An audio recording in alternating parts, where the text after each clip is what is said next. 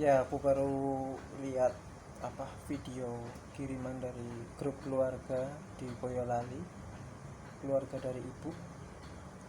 Itu tentang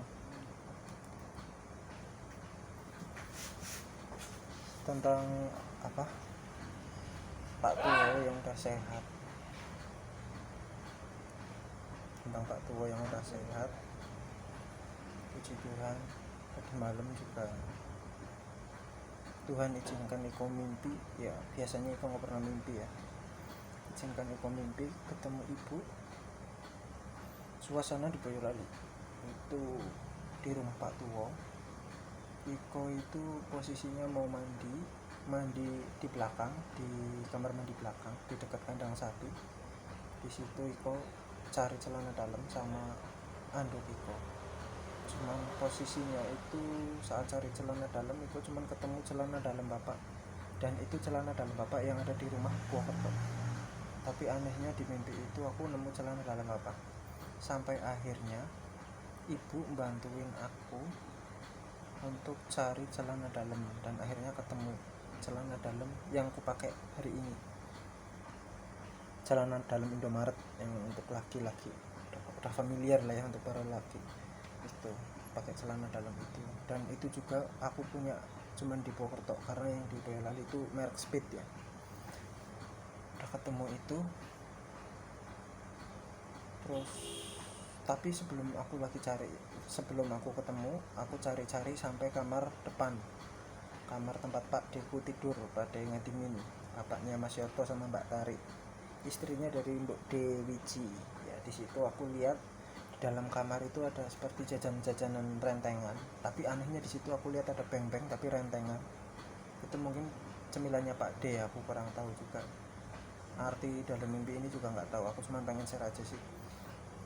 Di situ terus aku juga habis dari situ aku mau keluar, tapi anehnya di luar itu kayak ada panggung. Di situ tuh ada dua temanku yang dari Purwokerto itu ada di situ, Fani sama Pita. Itu seperti tribun tempat duduknya. Habis itu aku nunggu mereka dulu kan, nunggu mereka pergi. Nah, habis mereka udah pergi, aku baru cari. Nah, itu aku lihat mereka itu waktu aku lagi proses cari celana dalam itu. Aku cari sampai ke tempat pengeringan kayu bakar di samping dapur. Rumah zaman dulu kan dapurnya pisah tuh. Nah, di situ aku sampai cari di situ, nggak ada. Yang akhirnya ibuku bantu untuk nemuin celana dalam. Posisi di situ ibuku sudah meninggal ya.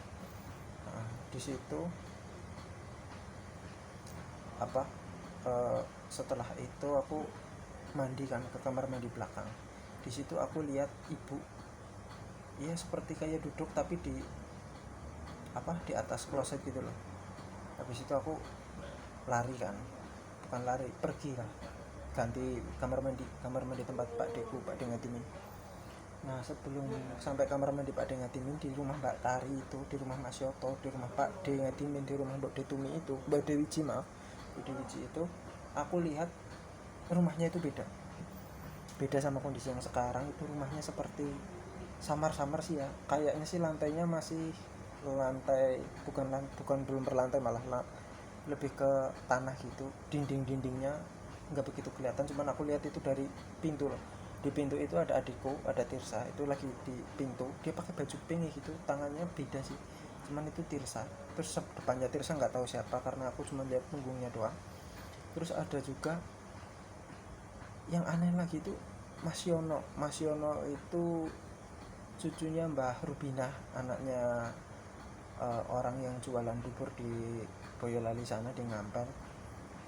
Di situ di Merawun, maaf ya, di Merawun, di Dukuh Merawun. Nah, itu di situ dia itu lagi nyapu, dan Pak Dengadimin sama Mas Yoto itu lagi duduk berdua.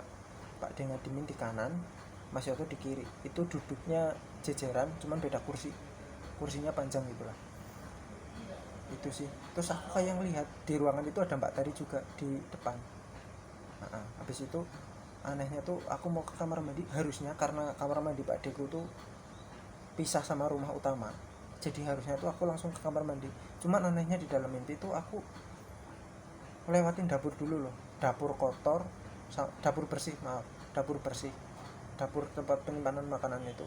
Dan itu kondisinya tuh masih tanah dan masih ada gergaji besar yang untuk apa, motong pohon.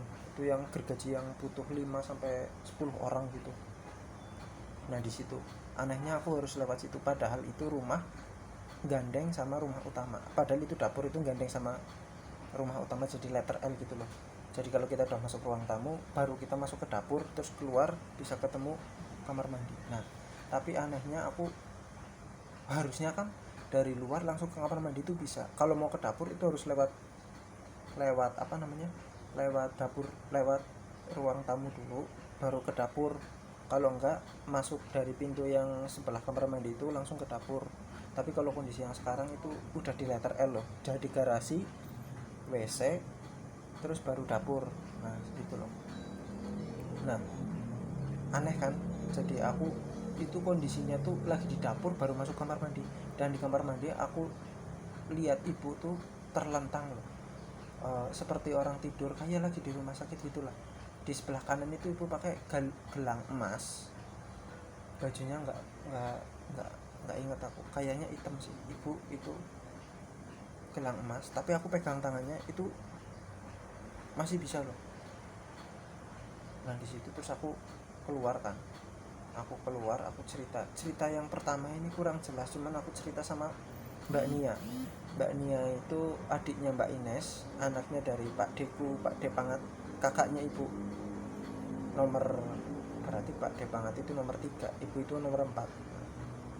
Jadi nomor pertama itu Mbak Detumi, kedua Mbak Dewiji, nomor 3 Pak Depangat, keempat ibuku, terus sama Bulek Prapti di Kalimantan. Nah gitu. Terus aku cerita sama Mbak Nia, habis cerita sama Mbak Nia sama ada Mbak Ines juga itu di situ. Tapi aku ceritanya tuh tergesa-gesa sama tersendat-sendat, jadi apa, bibir itu ngeluarin kayak gini tapi nggak ada suara gitu.